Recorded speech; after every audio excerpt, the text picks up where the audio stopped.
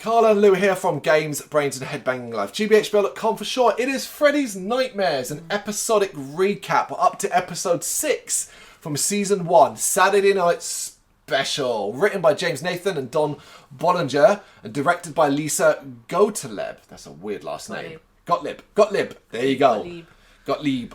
Cast: Shari Shattuck as Lana, Scott Burkholder as Gordon, Joyce Heiser as Pretty Mary, Molly Cleater as Plain Mary, as had her build on IMDb, not me, and Jerry Colker as Tony. Yeah. I added Tony purely because, although he's only in it for a short while, he kind of does eat up the screen. He's the hairdresser. He's the surgeon. Hairdresser. He's the surgeon. But he looks like, you know what I mean, like your 80s star hairdresser, flamboyant, you know, that kind of thing. Might have seen him in something like Mannequin or something like that.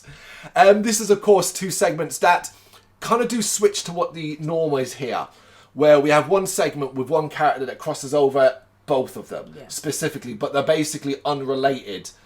So overall, that's what the more traditional aspect of this.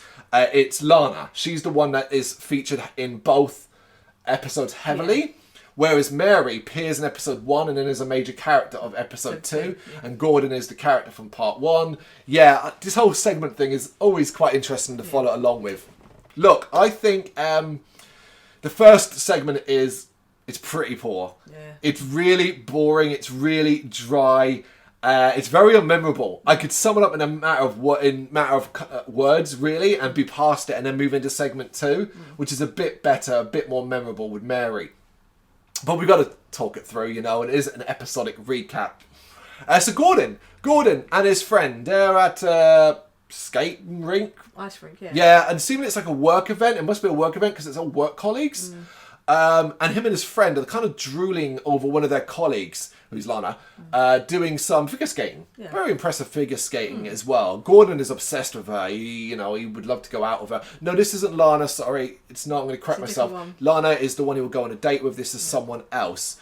But yeah, he's obsessed with his colleague. He would love to date her, but he can't. And he can't understand why she's not interested in him. God, it drove us nuts. We're just like, sharp, you prick. Yeah. She hasn't got to justify herself to you. She's got a boyfriend. You're the one simping over her and stuff like that. What's even more annoying is there's another colleague who also is really good at figure skating. Yeah, it's really odd because it's basically not that kind of thing.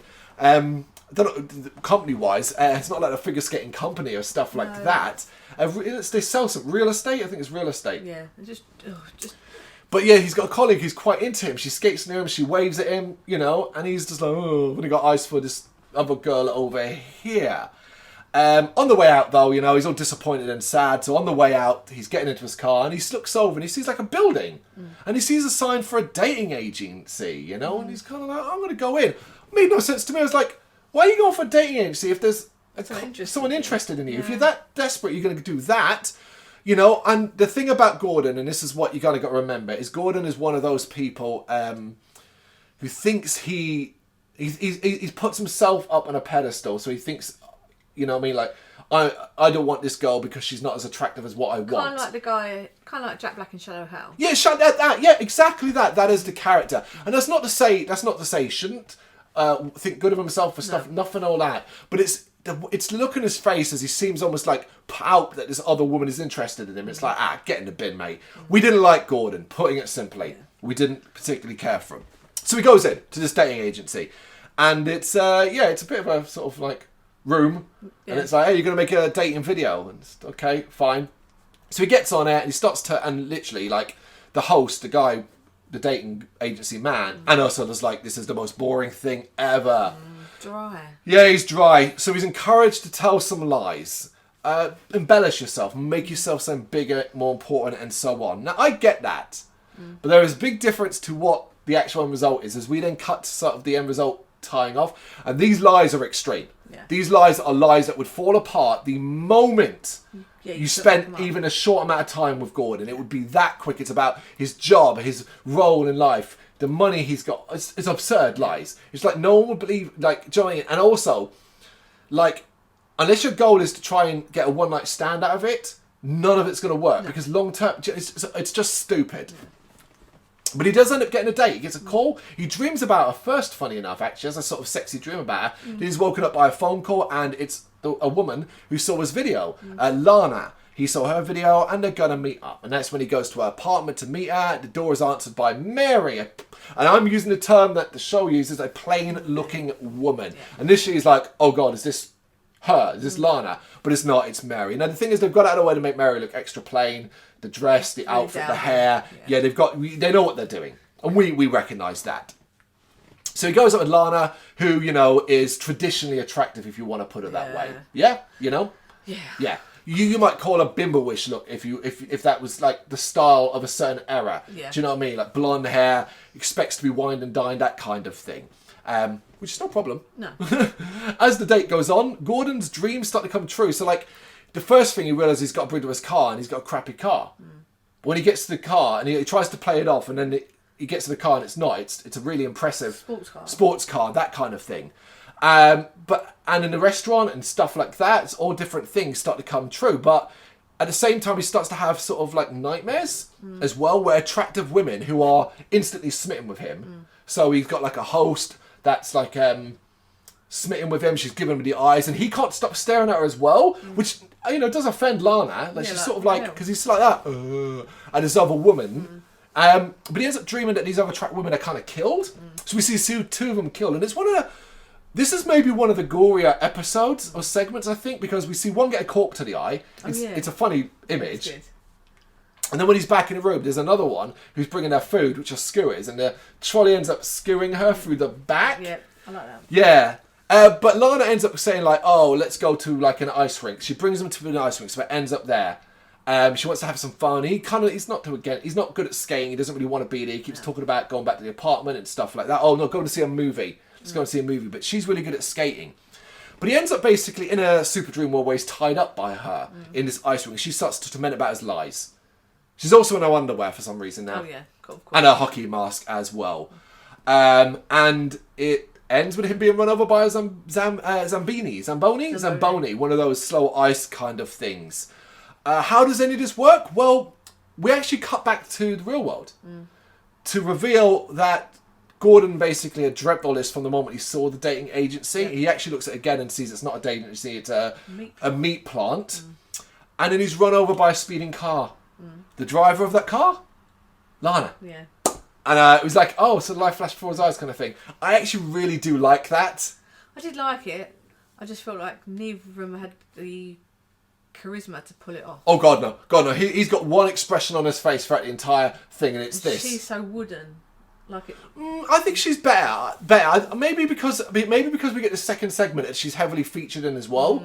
That I kind of see she's okay in the role. Yeah, she gets on better in the second one, but the first one it's just a bit like. We didn't like Gordon. That never helped matters. Do you know what I mean? So there is that aspect of it. So the second part is better, I do think, and this one surrounds Mary, Lana's roommate.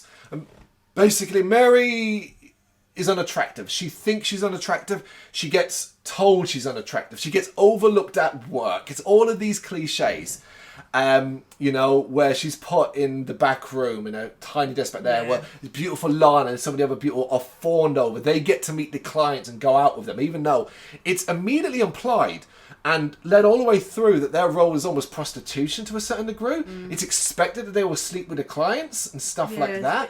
It's a bit odd on that aspect of it. And Mary's just tired of how she looks. She does play the role well, I always hate like people that feel that way, I feel sorry for them, that kind of thing. But encouraged by Lana, she goes to visit a surgeon. A surgeon apparently made Lana beautiful, that we then find out. Yeah.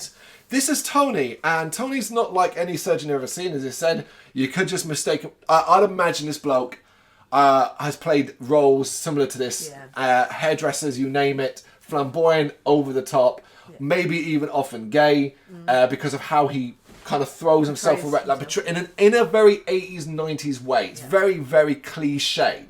But here he is a surgeon, and he promises to make her beautiful. We get this really dreamlike montage of her on a table and stuff like that. But every so often, what I really liked is Tony says a couple of lines that he almost doesn't want her to go through with it. He says to her about beauty being skin deep, real beauty comes inside. He even tells her, I think you look perfect. And that shit is just lovely. I was like, I need that. Do you know what I mean? It's a nice grounding that he isn't like, hey, let's get you cut up and sliced up and all that. And we see some of his sort of like hoovering out fat and stuff like that. But this is clearly... It's clearly a dream because it's like the table and equipment and then blackness around it. Yeah, so it's not really happening. Yeah, and so it's lit in a way to make it kind of look. So it's obviously kind of like one of the few times where it's obviously dream-like. And she is transformed. She comes out completely different. So different, played by a different actress. Yeah. Absolutely. And obviously that gets everyone's attention, including her boss and all that. And Lana's really happy. And Lana says, like, this new client, let Mary go see... let Mary deal with the client, which the boss is more than happy. And the client sees her and is just like, oh, hate that shit. But it is totally the case. They're supposed to go to dinner, but he just wants to bring her back to the hotel room. Once there, he wants to have sex with her. I thought we'd get more of a whole, she doesn't really want to do it. No. But no, she kind of just going along with it. She doesn't look happy about it, but she's going to go along with it. She doesn't feel anything. Yeah, well, that's what we kind of get when he starts to kiss and touch her. He's like, oh, you like that, I like that. And she says she can't feel anything. And then, of course, he pulls down the top. And basically her chest is metal, robotic, so to speak. Yeah. Which causes him to freak out. Well, not freak out. He kind of gets like, oh, he sort of stands up and says, I've seen bad boob jobs before, but this takes the biscuit. Yeah, it's like, come on now. That's an underreaction, bro. Yeah. You know what I mean? But she ends up getting up, looking herself in the mirror, and in the mirror she sees her old face. Her old face all cut up and mutilated. Now, we did actually get implications earlier on when another woman had come out of the surgery, and we got a flash of her in the mirror to see that her face was cut up and mutilated and so on. Horrified by what she sees, she tries to smash it over and over again, and then off camera, it's implied that she ends up on a shard breaks off and cuts her neck, impales her in the neck and kills her. As the episode ends with the client being arrested for murder, and we see Mary lying on the floor dead. The cops make a joke about her not being a looker, and we see her sort of messed up face. So implying that she was never really made beautiful, but it's more of a mental thing more than anything else. He convinced you, either you were hypnotized or something, when really... you weren't all along, or you were made look beautiful on the outside, but you could see the true ugliness, which probably actually makes more sense really than that makes more sense than anything else. So she might look beautiful to everyone else, but you weren't because of how you felt inside more than anything else. You can't deal with that trauma inside, which is a great story and a great thing that's been told in other shows and movies over the many years, and it certainly makes this overall episode a bit better, I think. Yeah, I just wish I got the first half quicker because it was so dry and dull. Yeah. So. Yeah, but the second one is memorable, and that's not too bad. 50-50 basically, 50% decent, 50% not so much. That's episode 6, Saturday Night Special. You got any thoughts on it? You know what to do? Let us know in the comments. Thank you very much for watching. If you liked what you saw, please help us out by giving us a thumbs up and hitting that subscribe button. If you really liked what you saw, consider donating to keep the website and channel running by buying us a coffee via our coffee page or picking up some merch from our Big Cartel store. You can check us out on gbhbl.com as well as via our social media, Facebook, Instagram and Twitter, as well as listen to our interviews via SoundCloud, Apple Music and Spotify. Just search for GBHBL. Games, horror and heavy metal. What else is life for?